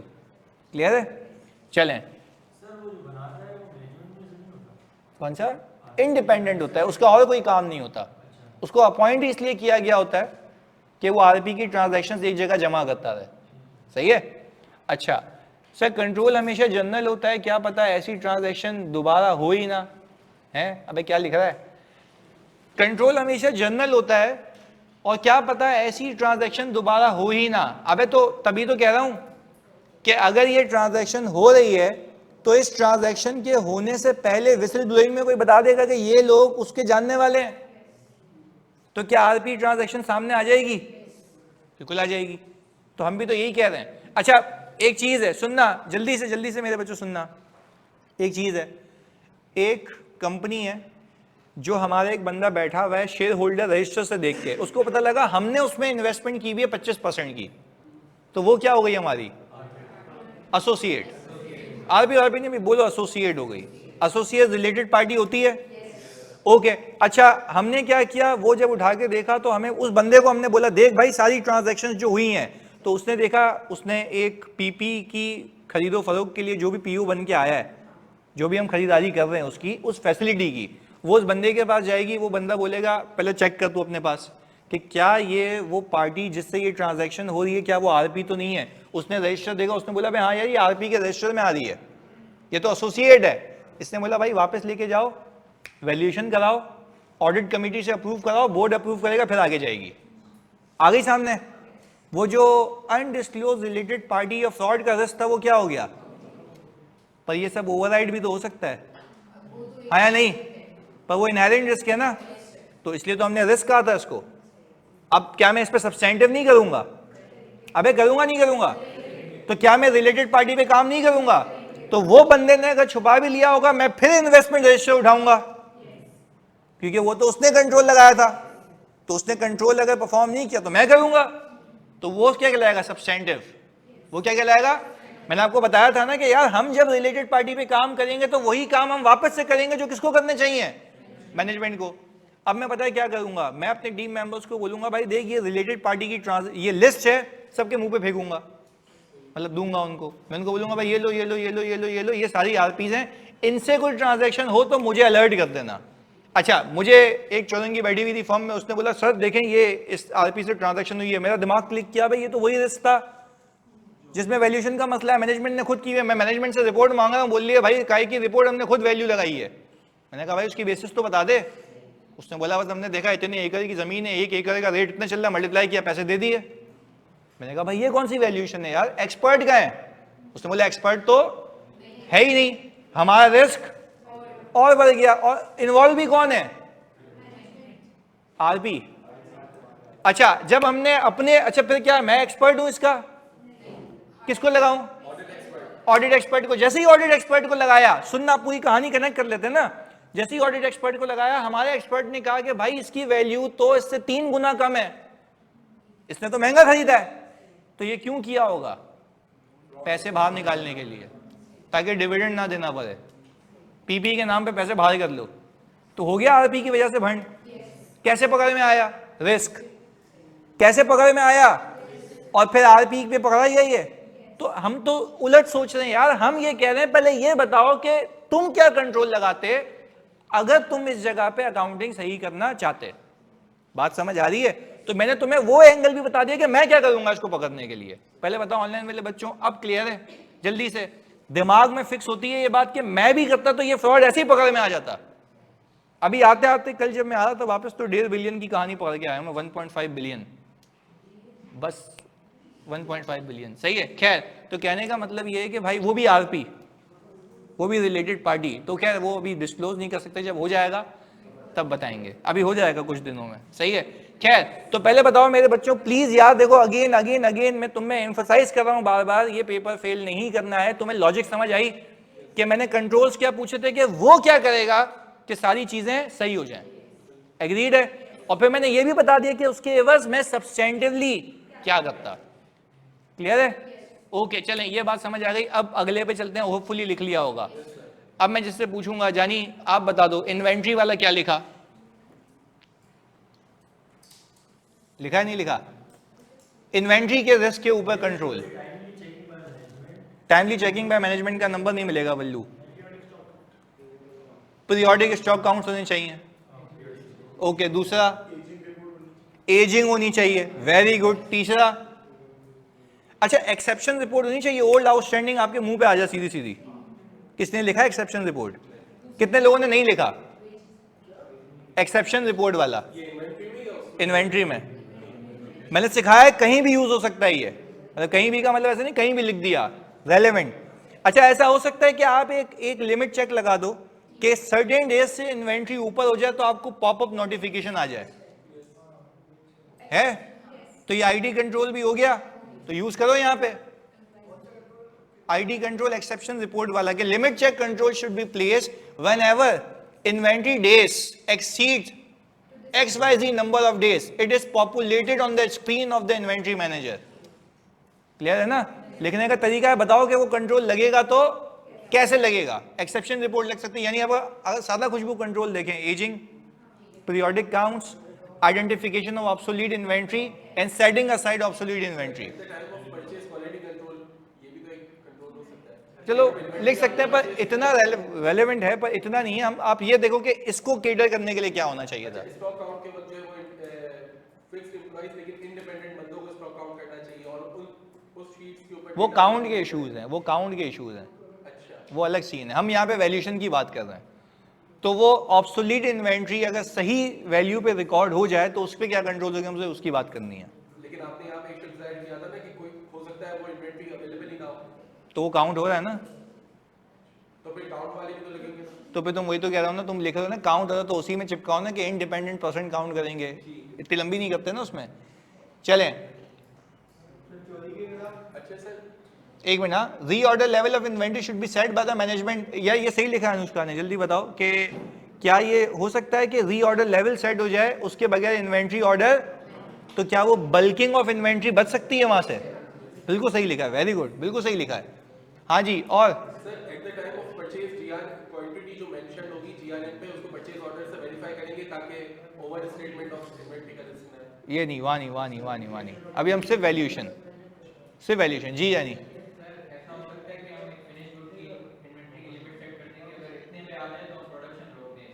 तो लिखा हुआ है ना रीऑर्डर लेवल। रीऑर्डर लेवल तो मटेरियल के साथ है ना, क्योंकि मैन्युफैक्चर नहीं भाई, हेलो, क्या हो गया? रीऑर्डर लेवल बनी बनाई गुड्स पे भी होता है। मैन्युफैक्चर भी तो कर रहा है ना कि भाई जो बना रहे हैं जो गुड्स हैं उसकी एक लिमिट हाँ, तो तुम उसको अपनी उस मद में लिख दो ना, मना मसला नहीं है। के हिसाब से लिखा कि रीऑर्डर लेवल सेट। बिल्कुल बिल्कुल सही है। अच्छा, अब एक एक करके यहाँ पे रीड करते हैं। Entity must maintain sufficient inventory level by analysing market demand. ओ भाई नहीं, वो कह रहा है एंटिटी मस्ट मेंटेन, ये तो आप सजेशन दे रहे हो। बात समझ आ रही है? ये सी के पता नहीं कौन इन्होंने लिखा है। Entity must maintain sufficient inventory level by analysing market demand. ये क्या कंट्रोल है, सजेशन है? ये कंट्रोल नहीं है। कंट्रोल वो जो इदारे को करना चाहिए। कंट्रोल इंप्लीमेंट एक्टिविटी, एक्टिविटी बताओ ना। ये बोल रहा है कि भाई आपको मार्केट डिमांड को देखते हुए करना, नहीं, कंट्रोल बताओ उसको स्पेसिफिकली। इधर entity should prepare ageing analysis and track slow moving, ये सही है। एजिंग एनालिसिस बताएं और स्लो मूविंग ऑब्सोलीट इन्वेंट्री वहां से क्या करें, आइडेंटिफाई करें। अच्छा आगे, अब देखो एक ने लिखा असनन ने reconciliation between GRN and GRN, relevant नहीं, हम वैल्यूएशन की बात कर रहे हैं, ये कंप्लीटनेस की बात कर रहा है, हाँ या नहीं? हमें वैल्यूएशन से मसला है, कंप्लीटनेस से, वैल्यूएशन से। तो हम सारे के सारे कौन से कंट्रोल लिखेंगे, वैल्यूएशन वाले। बस 2 मिनट और। इधर अब यहां पे आ गया, quotation must needed to be raised in order to avoid expensive inventory that में रिजल्ट इन एनआरवी लॉसेस। नहीं, the inventory shall be maintain in warehouse date wise, there should be a sequential numbering. Sequential numbering का यहां पे कोई ताल्लुक है भाई? Sequential numbering का यहां पे कोई ताल्लुक है? यहां पे कोई ताल्लुक नहीं है। तो अब एक तो ये हो गया। अच्छा पेरोल के बताओ कंट्रोल, जल्दी एक एक करके। चलो लाइबा बता दो, सबने सुनना है पेरोल के।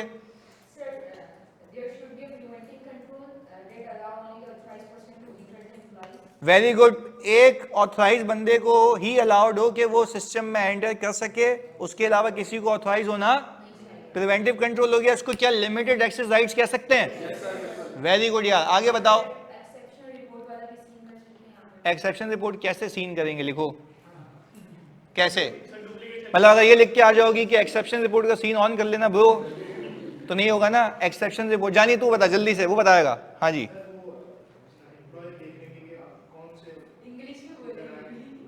सिंधी में बोल बंगी, इंग्लिश ये बोल, बोल गलत बोल, कोई मसला नहीं है, बोल इंग्लिश में। जानू आई एग्री कि तू सही कह रहा है, इंग्लिश में कोई मतलब गलत बोल दे, मुझे भी नहीं आती।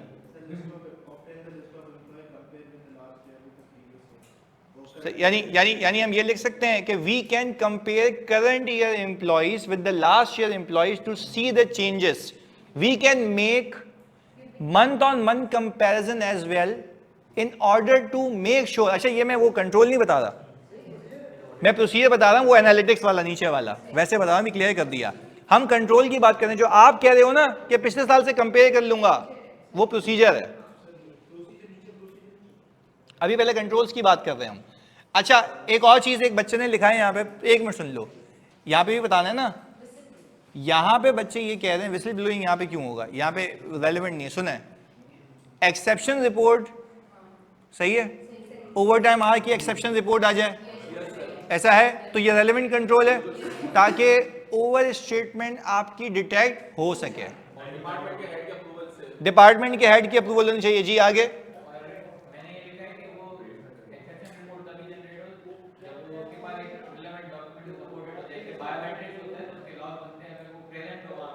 यानी हम ये लिख सकते हैं कि monthly payroll should be calculated based on only time in and time out reports, ऐसा है।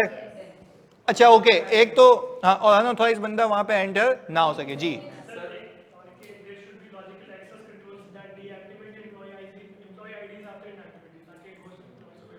अच्छा, यानी ये कह रहे हैं कि जो बंदा जॉब छोड़ के चला गया वो ऑटोमेटिकली सिस्टम से आउट हो जाए, तो लॉजिकल कंट्रोल्स होने चाहिए। अच्छा आप एक मिनट सुनना। अच्छा जैसे यहाँ पे ये कह रहे हैं एक कंट्रोल प्लीज सुनना, ये अच्छा कंट्रोल बताया, मुझे बड़ा बेहतरीन लगा, ये सुने जिसने भी बताया यहाँ पे, सुने सुने सुने सुने। अभी मैं चेक कर लूंगा, प्लीज सब पोस्ट कर देना, खाली कॉन्सेप्चुअली सही हो जाते हैं। एक अच्छा कंट्रोल लिखा बच्चे ने, उसने कहा कि सर जो HR का रिकॉर्ड होता है ना, मैं उसको पेरोल रिकॉर्ड से रिकंसाइल करूं। मतलब हम क्या, मैनेजमेंट, ये मंथली होना चाहिए। मैंने आपको बताया था ना एक कंपनी में फ्रॉड ऐसे ही पकड़ा गया था कि HR रिकॉर्ड्स कुछ और थे, पेरोल में रिकॉर्ड्स कुछ। तो मुझे एक बात बताओ जल्दी से, कितने लोगों ने ये सोचा था, लिखा भी था, और कितने लोगों ने नहीं लिखा था कि ये कि HR के रिकॉर्ड्स को कंपेयर करेंगे पेरोल रिकॉर्ड से। यानी बिफोर प्रोसेसिंग द सैलरी आपको देखना है कि वहां पे जो चुरंगियां आ रही है कि यहाँ पे भी आ रही हैं या नहीं आ रही हैं। जल्दी बताओ कितने लोगों ने मिस किया। शब्द क्या था तुम्हारे? नहीं, ये शब्द नहीं, तेरा कॉन्सेप्ट ही अलग था भंगी। जो टाइम इन टाइम आउट पे आ रहे हैं इससे मैच कर लेंगे ना। टाइम इन टाइम आउट अलग बता दिया ना, हम तो उसके अलावा रिकॉर्ड बना रहे हैं। देखो एक सुन तो लो, मैं darling, time in time out over time के लिए लॉक हो गया था कि जितना काम किया है वो, हम कह रहे हैं कि जो काम नहीं भी कर रहा चलसी वो तो नहीं आ रहा सिस्टम के अंदर, तो उसके लिए रिकॉर्ड बना रहा हूं ना।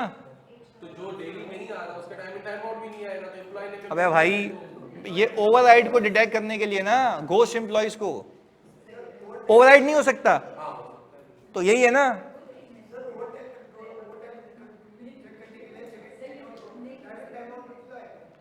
ओवर टाइम चेक करने के लिए टाइम इन टाइम आउट इसलिए पता लगता है ना, क्योंकि तुमने टाइम इन किया 9 बजे, तुम निकले रात के 9 बजे, तो 9 से 6 का टाइम है, 3 घंटे का ओवर टाइम है, और फिर इसके ऊपर बोलो एक्सेप्शन रिपोर्ट भी दे दो मुझे,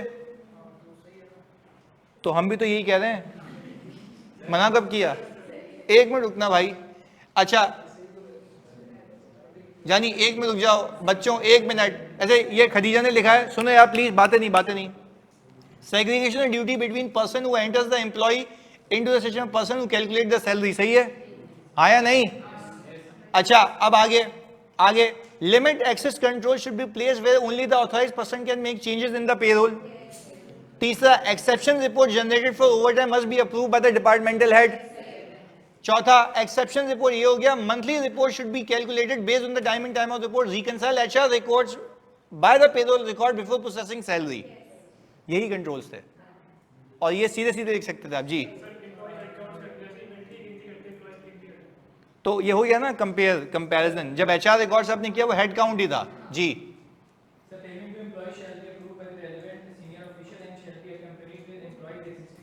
नहीं देखो ये थोड़ा सा अलग हो जाएगा, टारगेट नहीं होगा, क्योंकि पेरोल की पेमेंट तो जा ही तब रही है ना जब सब फाइनल हो गया। हम तो कह रहे हैं उससे पहले कैलकुलेशंस में क्या कंट्रोल लगाऊं कि कैलकुलेशन हो के सही जाए वहां तक। क्लियर है? ओके अच्छा पहले बता दो ऑनलाइन वाले बच्चों, यही सारी चीजें अगर लिखी हैं तो ये यहां तक सही है, कंट्रोल्स की बात कर रहा हूं। अच्छा आगे, अब अगर आप एनालिटिक्स लगाने चाहें, अभी मैं बिल्कुल ये फेसबुक पे पोस्ट करो, अल्लाह की कसम सब चेक करा दूंगा, सुनना है आप लोगों ने प्लीज। इधर मैं अगर तुमसे ये पूछूं, मुझे ये बताओ कि अगर मुझे डेटा एनालिटिक्स लगाना है तो मैं एक बच्चा एक बताएगा, प्लीज तुम सबसे रिक्वेस्ट है, यहां पे भी चेक करूंगा, एक बच्चा एक बताएगा। नहीं लिखे एनालिटिक्स, चलो सोच लो अभी ऐसे ही एनालिटिक्स। गलत जी, इन्वेंट्री का है ही नहीं, पेरोल का है। मैं बताता हूं आपको एनालिटिक्स, मैंने आपको करके भी बताया था अगर आपको याद हो, सुने। नहीं सुन ले, हम आपके लिए सिंपल रखते हैं। देखो यहाँ पे बच्चे ने लिखा है trend analysis, regression analysis, forecasting. ये बुक से पढ़े हुए बच्चे हैं, आपको इसके नंबर नहीं मिलेंगे जी। आप क्या करते हैं?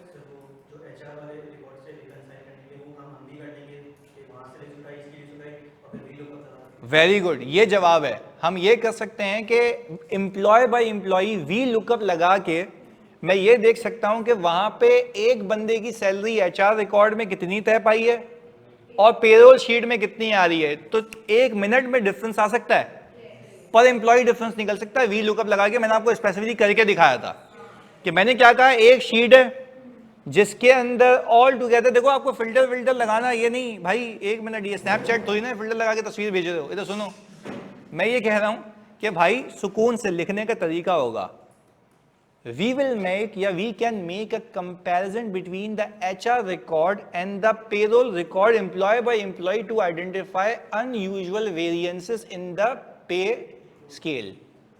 क्लियर है?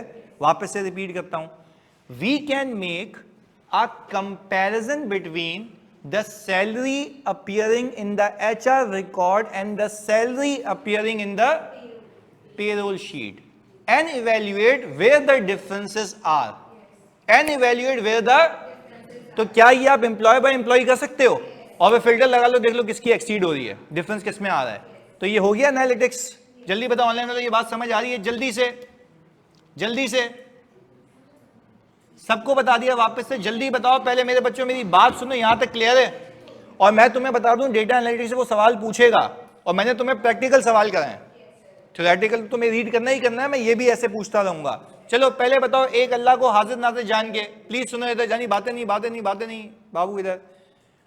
मैं ये कह रहा हूँ पहला एनालिटिक्स समझ आता है कि आपने पेरोल रिकॉर्ड से एम्प्लॉय बाय एम्प्लॉय डेटा को कंपेयर कर लिया, अपने पेरोल रिकॉर्ड को एचआर से एम्प्लॉय बाय एम्प्लॉय और unusual variances employee by employee निकाल लिए। तो क्या आप टारगेटेड फोकस पे पहुंच गए? अच्छा आपको एक और चीज सिखा दूं, डेटा एनालिटिक्स अगर रिवाइज कराऊं, सर डमी डेटा से चेक कर सकते हैं, फिर गलत भंड मार दिया ना। डेटा एनालिटिक्स है ये भाई, टेस्ट ऑफ कंट्रोल नहीं कर रहा। पहले बताओ बात समझ आ रही है? क्या मैं डेटा एनालिटिक्स कर रहा हूं या टेस्ट ऑफ कंट्रोल कर रहा हूं? Data analytics. वो कह रहे हैं डमी ट्रांजैक्शन डाल के देख लो, अबे कहां डाल के देख लो? वो बोल रहा है एनालिटिक्स करके दो भाई, डेटा तुम्हारे पास है उसको एनालाइज करो कि कहां एबनॉर्मैलिटी है। बात समझ आ रही है? अच्छा फिर मैं तुम्हें एक और बताऊं, एक और चीज बताता हूं, सुनना please sir. Year on year, एक मिनट सुनना, अभी देखें एक बच्चे ने ये भी भंड मारा है। फरजान कह रहे हैं ईयर ऑन ईयर इंक्रीमेंट देख सकते हैं जो कि कंपनी देती आ रही है। हम अनाबिया कह रही सर ब्रीफिंग दे दें एनालिटिक्स पर, मैंने बिल्कुल ब्लैंक हो गया एनालिटिक्स पर। वो तो ब्रीफिंग अभी वही तो दे रहा हूँ, बोलने दोगे तो बोलूंगा ना। ये तो सुने, पहले बताओ सिर्फ एक एक करके मेरे बच्चों, खुदा के वास्ते तुमसे एक रिक्वेस्ट है, पहले बताओ एनालिटिक्स की पहली एग्जांपल क्लियर है? विजुलाइज करो, मैंने तुम्हें एक्सेल पे सिखाया है, वहां से उठा के सारा डेटा वी लुकअप पे एम्प्लॉय बाय एम्प्लॉय आ जाएगा और दोनों के डिफरेंस भी सारे एक साथ निकाल सकता हूं और जिसमें डिफरेंस आ रहा होगा फिल्टर करके अलग कर सकता हूं, उस पर स्पेसिफिक काम कर लूंगा जहां पे एनॉमलीज आ रही हैं। और आपको मैंने फिर डेटा एनालिटिक्स के फायदे भी सिखाए थे। डेटा एनालिटिक्स के फायदों में से एक फायदा यह था कि आउटलायर्स आपके सामने आ जाते हैं। आउटलायर्स पता है क्या थे? अनयूजुअल चीजें। नहीं याद ना तो आज घर जाके फिर याद करना ये चीजें। डुप्लीकेट भी आता है, वो आ रहे हैं ना दूसरे पे, आएगा ना, थोड़ा सा सब्र करते हैं। अभी पहले एक समझ आ गया, कंपैरिजन समझ आ गया, और हमने आपको ये सिखाया है कि हम आउटलायर आराम से देख सकते हैं। आउटलायर का मतलब होता है जो नॉर्मल से हटके हो, निकल जाएगा आउटलायर। अच्छा क्या आपको सारे पता लग जाएंगे? यस, क्योंकि डेटा एनालिटिक्स का फायदा ही ये। अगर मैं कहता हूं मेरे 600 एम्प्लॉइज हैं तो क्या मैं 600 के 600 एम्प्लॉय का टकाटक कंपैरिजन कर सकता हूं? और जिसमें डिफरेंस आएगा, लेट से 60 में आ रहा है, वो 60 के 60 सामने आ जाएंगे। मैं हवाई बात नहीं कर रहा, मैंने करके दिखाया है। सही है, मैं ये नहीं कह रहा कि मैंने सिर्फ ऐसे ही बोल रहा हूं, मैंने करके भी दिखाया है ताकि विजुअलाइजेशन हो सके। चलें पहले बता दो, अल्लाह की कसम है तुम्हें यहां तक क्लियर हो? अमजद भाई कह रहे हैं सर हमारा भी चेक करें। अबे भाई एक मिनट तो ये तो सीख ले। मैं आपको क्या कह रहा हूं, कॉन्सेप्चुअली मेरे साथ हो जाओ, चेकिंग होके मिल जाएगी। खुदा के वास्ते ये बातें कीमती हैं जो तुम्हें पेपर में हेल्प करेंगी। तुम यहाँ पे 10 छोड़ेंगे भाई, अगर एक इंसानी दिमाग है, तुमने अगर मैं 5 बातें कह रहा हूं तुमने वो लिखी हुई है तो सही है, नहीं लिखी हुई तो सही नहीं है, खत्म करो, आगे बढ़ जाओ। वही गलत चीज चेक करा के भंगी जलील होगा। भाई सही है तो सही है, नहीं है तो नहीं है, खत्म हो गई, बस सुकून से बैठ गया। अच्छा भाई अब एक बच्चा कह रहा है यहाँ पे 5-6 बार उसने कॉपी किया, सर मैं Z score for payroll significantly outside the normal course. ये पहले बता Z स्कोर है क्या? तेरे को मैं स्पीकर पे लेता हूँ, रुक। Z स्कोर क्या, एक्सप्लेन कर इनको। हाँ जी, Z स्कोर बता, लगाएगा कैसे तू एक्चुअल में? मुझे पता है क्या होता है, तू बता कैसे लगाएगा। भंगी बुक से रीड करके बोल रहा है Z स्कोर लगा देंगे, चैट जीपीटी। भाई तो मैं भी आसान भाषा में यही कह रहा हूं ना, जिप को अप डाउन, यही है ना। वो कहता है ना कि भाई वो वाला जो 3 इडियट में up down up down up down, ये क्या हो रहा है? यही है ना, अजीब। Z स्कोर, अब मैं तुम्हें Z स्कोर बोलूं अजीब से मुंह बना रहे हो। भाई मैं सिंपल कह रहा हूं, आउटलायर निकालने के लिए ये है कि आपने उसको इससे कंपेयर कर लिया, वी लुकअप लगा के, और अपने डिफरेंसेस देख लिए, दैट्स इट। आगे सुने, आगे सुने, आगे सुने, आगे सुने, आगे सुने, प्लीज फोकस इधर। दूसरा इन्होंने बताया, ये कह रही हैं सर दूसरा आप ये कर सकते हैं कि डुप्लीकेट चेक लगा सकते हैं यूजिंग डेटा एनालिटिक्स। एग्जांपल दे रहा हूं, पेरोल शीट के अंदर मैंने आपको करके भी दिखाया था, मैंने सारे सेलेक्ट किए और डुप्लीकेट सेल्स को हाईलाइट कर दिया था। अगर किसी एम्प्लॉय आईडी 2 बार आ रही हुई तो क्या वो हाईलाइट हो जाएगी? तो उससे क्या पता लगेगा कि एक बंदे को 2 बार तो सैलरी नहीं जा रही। एम्प्लॉय कोड यानी सर नेम, चलो पे कुछ ना कुछ करके किसी की कास्ट सेम आ ही जाती है ना नाम, तो सबसे यूनिक चीज क्या होती है? Employee code. और एम्प्लॉय कोड सेम नहीं होना चाहिए, यूनिक होना चाहिए। अगर वो सेम है तो मसला है। अच्छा फिर एक और चीज, सॉरी, फिर अपने डेटा एनालिटिक्स के अंदर यहाँ पे लिखा हुआ है अमजद ने previous year payroll expense adjust by increment and bonus and inflated rate. अबे चसी ये तू एक्सपेक्टेशन बना रहा है, ये क्या कह रहा है पता है, प्रीवियस ईयर का एम्प्लॉय का डेटा उठाऊंगा, उसको 12 से मल्टीप्लाई करूंगा, इंक्रीमेंट लगाऊंगा, ज्वाइनर लीवर माइनस करूंगा, पहुंच जाऊंगा। ये क्या है, एक्सपेक्टेशन। मैं यहाँ पे एनालिटिकल प्रोसीजर कर रहा हूँ, ये डेटा एनालिटिक्स उसी का पार्ट है, बट मैं एक्सपेक्टेशन नहीं बना रहा। I haven't told you to prepare an expectation. मैं आपको ये कह रहा हूँ डेटा एनालिटिक्स क्या करोगे। एनालिटिक्स का मतलब है कंप्यूटर टेक्निक्स को यूज करना। क्लियर है? अच्छा, अब मैं तुमसे खुदा के वास्ते एक और चीज पूछ रहा हूँ, सुन लें इधर। क्या हम apply a range of employees where the salary exceeding a normal range? Very good. क्या जवाब दिया है? आपको ये पता होता है ना कि एक एम्प्लॉय की मैक्सिमम सैलरी कितनी हो सकती है डेजिग्नेशन की, तो वो बोल रही है आप खुद इफ के साथ रेंज स्ट्रेस लगा लेना कि जिस बंदे की सैलरी उसकी डिफाइंड लिमिट से तो वो भी एक आउटलायर है। अगेन कुछ भी अप्लाई कर सकते हो ना। एक और चीज करें, मैं मंथ ऑन मंथ कंपेयर करूं एम्प्लॉय बाय एम्प्लॉय, पिछले महीने को इससे इस महीने को अगले से इस महीने को, तो मुझे पता लग जाएगा किस महीने में ज्यादा हुआ है। तो उससे क्या फायदा है, सामने जाएगा। अच्छा, फिर उसको अलग से सैंपल करके इंक्वायरी कर लूं, तो क्या मैं रिस्क स्पेसिफिक ऑडिट करूंगा? ऐसा है? चलें तो जी पूछें।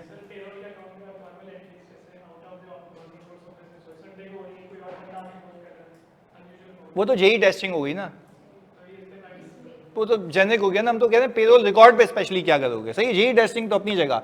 सर कंपेयर कर सकते टैक्स एक्सपेंस को, वहां से भी हाईलाइट हो सकती। फिजा कह रही है टैक्स एक्सपेंस को कंपेयर करके कैसे हो सकता है टैक्स एक्सपेंस, बता दो जरा।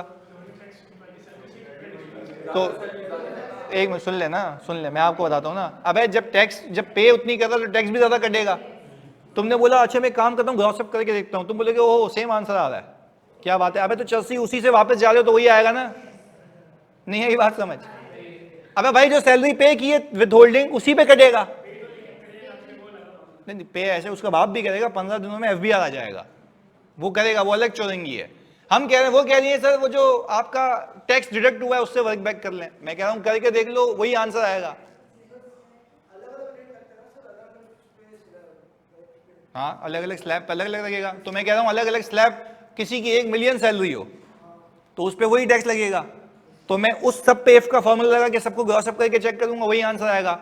अब है भंगी जो कट के वो आंसर आया तो उसको वापस करूंगा तो वही आएगा ना। इस पे कौन सा एनालिटिक्स है?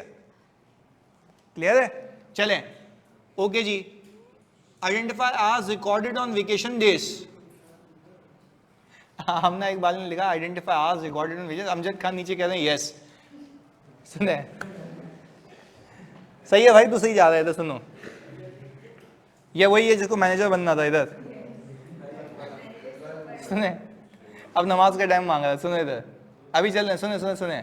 ओ भाई वो कह रही हैं कि आइडेंटिफाई कर लें आज अगर रिकॉर्ड हुए हैं छुट्टी वाले दिन, तो उसके लिए आपको फिर ये सोचना पड़ेगा कि इदारा छुट्टी वाले दिन खुलता है यानी, तो वो तो ओवर टाइम में पकड़ा जाएगा ना। सही कर सकते हो, मना नहीं है। अगेन पहले हाई एनालिटिकल वाली बातें करो जो हो सकती हैं और फिर अपनी फिर नीचे आप लिख सकते हैं। क्लियर है? अच्छा एक सर बैच कंट्रोल लगा सकते हैं क्या? Again am I talking about the control या am I talking about the analytics? ये मैनेजमेंट कर रही है या हम कर रहे हैं? अबे हम कर रहे हैं भाई, हम कर रहे हैं यार, अल्लाह के बंदो हम कर रहे हैं, एनालिटिक्स हम कर रहे हैं, मैनेजमेंट नहीं कर रही। मैनेजमेंट ने क्या लगाने थे? चर्सियों वो उधर हो गया, हम अभी कर रहे हैं एनालिटिक्स, ये हमारा पार्ट है भाई। रिक्वायरमेंट देख लो, in respect of increase in payroll explain the data analytics procedure that you could perform. फिर चर्सी बोल लो मैनेजमेंट कर रही होगी, ये हम कर रहे हैं। ओ भाई खुदा के वास्ते, वो अलग हैं हम अलग हैं, उनके कंट्रोल्स हैं हमारे प्रोसीजर्स हैं। क्लियर है? आई बिलीव कि मुझे सर इसने आ जाना है पेपर में। अच्छा जी आ जाना है तो एनी इसमें पहले बता दो। अभी सुने इधर सुने सुने सुने एक में सुने, पहले इसको क्लियर कर लें। मेरी बहन ये बताओ, हमने 3 चीजें डिस्कस की, तीनों की तीनों क्लियर हैं? पहले हाँ या ना में जवाब दो, कोई कंफ्यूजन हो तो मैं बैठा हूं, जल्दी बताओ। पहली क्लियर है? जल्दी से सबसे पूछ रहा हूं मैं। अच्छा एनी कह रही है पहली क्लियर नहीं है, पहली में क्या मसला है एनी, जल्दी बताओ। हाँ भाई एनी पहली में क्या इशू है, जल्दी बताओ, तो हम क्लोज करें ना, नमाज का टाइम हो रहा है बच्चों का। हाँ जी क्या इशू है?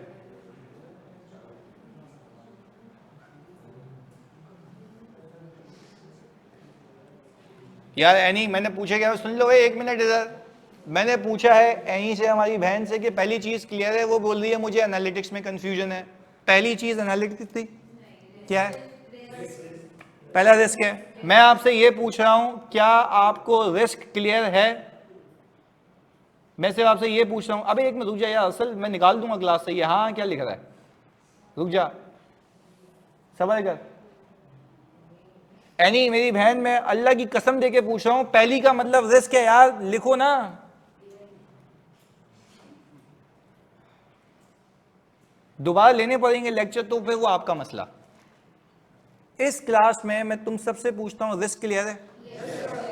कंट्रोल्स एक एक पे, और जो एनालिटिक्स मैंने एडिशनली पूछा, अब जो 3 से 4 मैंने बताया वो सब तक क्लियर है? एनालिटिक्स का मतलब ये है कि आपकी कंप्यूटर टेक्निक्स को यूज करके अनोमलीज को, रिस्क को आइडेंटिफाई करना, ताकि आपका टाइम जाया और टारगेट चीज पे पहुंच के ऑडिट करके निकल जाओ। क्लियर है? जल्दी बता दो मेरे बच्चों, बात क्लियर है? सर मुझे तो डर लगने लगा है सेशन के बाद। तो भाई डर अच्छा है अफसोस से, यही है ना? डर अच्छा है अफसोस से। तो मैं तो आपकी प्रैक्टिस, देखो इस बात को तो मानते हो ना, खाली मेरी तसल्ली के लिए मुझे बताओ हाँ या ना में, वो भी ऑनेस्टली। जब ये सेशंस हो रहे हैं तुम्हारा दिमाग खुल रहा है ना कि भाई सवाल कैसा है, रिक्वायरमेंट क्या है, कैसे लिखना है, वो क्या पूछ रहा है, हम क्या लिख रहे हैं, रिक्वायरमेंट फोकस्ड। क्लियर है? कल फिर वापस से कंट्रोल पे हो जाए, पक्का कंट्रोल हो जाए भाई, जल्दी बता दो। हाँ भाई सारे 87 मैसेज, चलो भाई सही है, ओके। सर मुझे ये सवाल अच्छे तरीके से नहीं हुआ, क्या करूं? वापस कर ले भाई। भाई देखो अगेन यार, ये है ही प्रैक्टिस सेशन ना, प्रैक्टिस सेशन है भाई, मैं प्रैक्टिस करा रहा हूं। अल्लाह को बंदो तुम परफेक्ट नहीं हो सकते इसमें, क्योंकि मैं बना रहा हूं। ये है, पेपर हो जाएगा। और भाई ये प्रैक्टिस है इसलिए ना कि तुम्हारा दिमाग चले कि देखो, मैंने एक चीज रियलाइज की, मैंने स्पेसिफिक IFRS के सवाल बंद कर दिए। क्यों? मुझे पता है तुम्हारा एग्जामिनर उस पैटर्न पे उसका बाप भी नहीं आ सकता, फिर भी करा दिए। अब मैंने बोला इनको इनके पेपर स्पेसिफिक तैयारी कराओ, कंट्रोल्स बताओ, पर उसमें यूनिकनेस लाओ। ले आया, अब डिस्कस कर रहे हैं। अब आहिस्ता आहिस्ता पेपर पे लाके लैंड करा दूंगा ना, यही कह रहा हूं। आज अगर ये जितने भी नंबर का सवाल था, कितना % हुआ तुमसे सही वाला? 70%, 60%? चलें ये सही है, ओके। तो यहाँ पे भी बच्चे कह रहे हैं कि सर 60-50% हमसे हो गया, और ये कोई नॉर्मल नहीं है, नॉर्मल ऐसा सवाल नहीं आता। अच्छा अब कल देखते हैं कि कल कंट्रोल्स में क्या आता है। अगेन रिक्वेस्ट करूंगा रिवीजन करके आना, हो सकता है कल टेस्ट ऑफ कंट्रोल भी हो। सही है, मिलते हैं, चलो अल्लाह हाफिज। कल क्लास आई थिंक सुबह, गुड सेशन, थैंक यू जी। रात में रख लें।